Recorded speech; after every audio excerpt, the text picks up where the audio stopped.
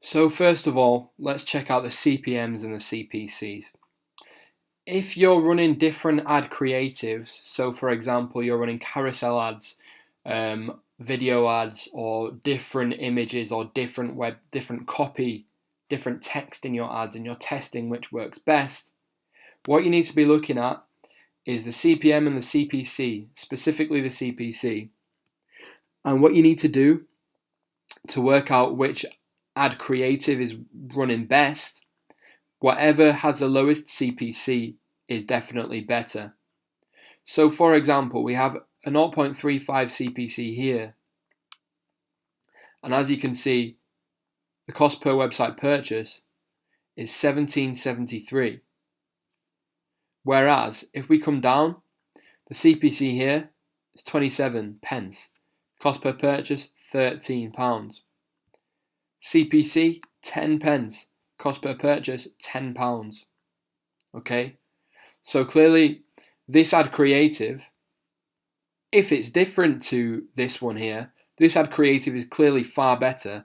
And in fact, I should probably change out the creative in this ad set and do it exactly the same as the creative in this ad set. I should just copy this ad.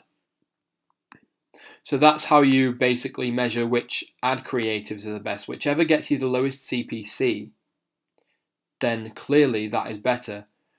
Although, if you're running, different creatives to different audiences, then that's a whole different kettle of fish. Like, there are so many different factors that are going to affect the CPC there, then you haven't really split tested. It's called split testing. You run different creatives to the same audiences, and you split testing creatives, and then you look at the CPC. Whichever CPC is best, then clearly that creative is better. It works better with that audience. If you're running the same creative to separate audiences, then you split testing audiences. In which case, the CPC would indicate that the audience, whichever has the lowest CPC, the audience is more interested in the product, they're responding better to it, it's costing you less to acquire these clicks. Again, another 10 pence CPC and a cost per purchase of £9.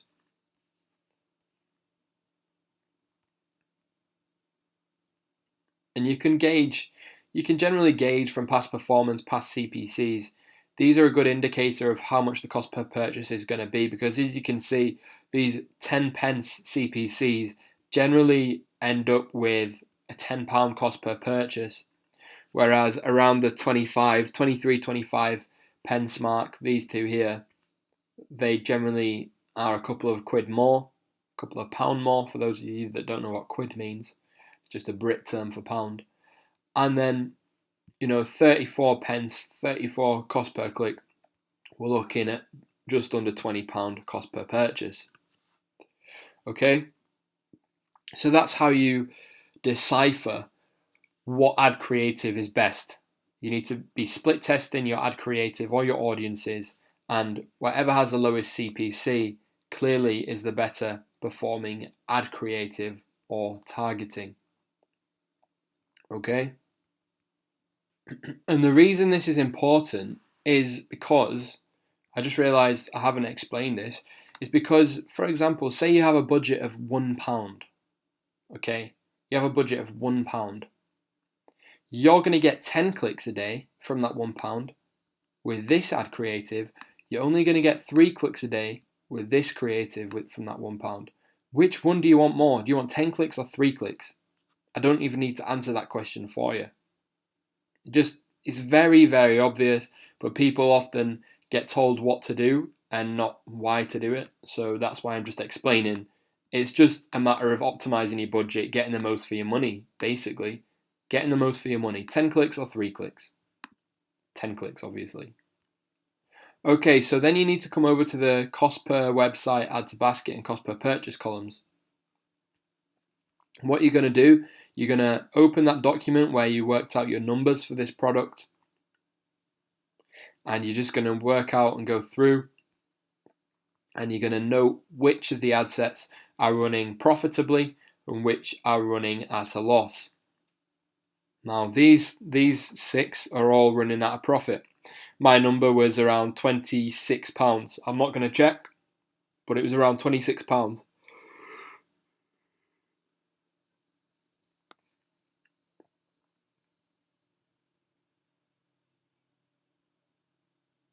Scrolling. Okay, we've hit one that's £22.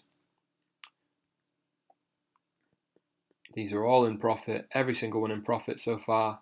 And then A up, 37, 24, only just making a profit.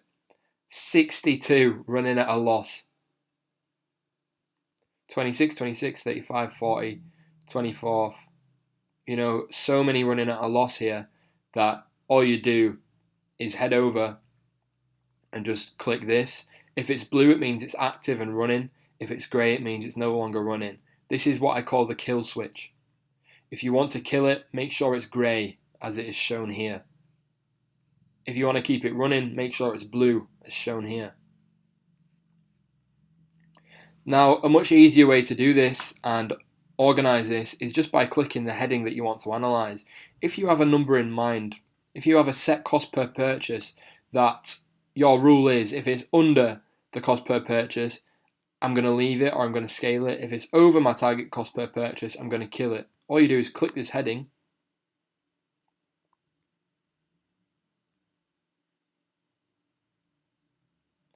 And as you can see, we've got some massive CPPs here. And it's organized it by CPP. And you're probably watching this video thinking, why on earth have you let this run for so long? The truth is, I just wanted to know what the CPP would be. This is actually an advertising method, this particular ad set. It's an advertising method that was told to me via a Skype call, and it just didn't work for me, but I wanted to just test it because I was interested. So anyway, all I would do is go through all of these and just kill every single one until I get to my magic number, which I said was 26. So everything above this I would have killed, and then I'd have a look at how the others are doing. And to be honest, if I have a finite budget, I'm probably going to want to kill all of these ads too, say maybe down to £18, because yes, they're running at a profit, and it's a small profit, but it's a profit. But the fact is, I have so many more winning ad sets here running at more of a profit that I might as well optimize my budget and put more money into these and increase the budgets or duplicate them to new audiences and things like that. Just scale these out rather than spending money on the only marginally profitable ad sets. And then you also need to make sure, as you scroll down to the bottom past your lowest cost per purchase, here £2.86, past your lowest cost per purchase, you then have lots of ad sets that have run but haven't had a purchase. So these are even worse than the ads that have got purchases at a loss. These are ads that have run for so long but haven't actually generated you a sale. I spent £75 on this trying to get a sale, didn't get one. 72, 58, 42, 38. This is all lost money. I didn't even get a purchase from these. And as you can see, there are a lot of ad sets that actually haven't spent up to my cost per purchase amount that I've still killed. And that is because perhaps I've been split testing the creative, or I've been split testing audiences and something else that I split tested these with. These have all been split test losers and I've just killed them. Or perhaps it's because I simply didn't know my numbers or didn't know what I was doing. This is a really old campaign. It's been running for around 6 months. On and off. So anyway, that's how you analyze your data on a very basic level, just by cost per purchase. It's as simple as keeping the ones that are running at a profit and killing the ones that are running at a loss. What I tend to do is, a lot of people will tell you to run ads at £5 budgets per day for 3 days and then make a judgment on whether it's going to be profitable or not by looking at the CPC or the CPP. The issue is if you don't have past data to compare to, for example, I know that if I just reorder this again,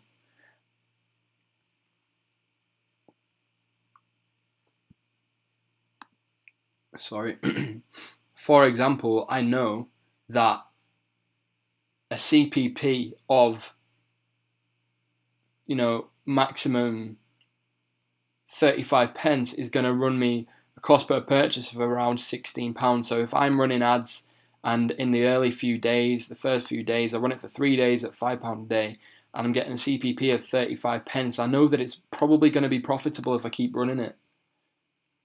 The issue is if you're new to Facebook ads and you don't have past data to compare to, you can't make judgments on whether to carry on running ads or not based on the CPC. So what I would suggest you do is launch multiple different ad sets and run them and kill them when they hit your target CPC, when they hit your break-even number if they've not made a sale yet.